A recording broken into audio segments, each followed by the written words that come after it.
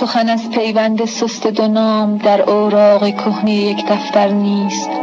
سخن از صمیمیت تنهامان در طراری و درخشیدن عریانی من مثل فلس ماهی ها در آب.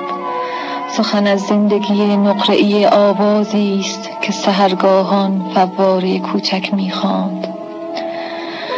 ما در آن جنگل سبز سیال شبی از خرگوشان وحشی و در آن دریای مضطرب خونسرد از صدف‌های پر از مروارید و در آن کوه غریب فاتح از عقابان جوان پرسیدیم که چه باید کرد. همه می‌دانند ما به خواب سرد و ساکت سیمرغان ره یافته‌ایم. ما حقیقت را در باغچه پیدا کردیم، در نگاه شرماگین گلی گمنام، و بقا را در یک لحظه نامحدود که دو خورشید به هم خیره شدند. سخن از پچ پچ ترسانی در ظلمت نیست.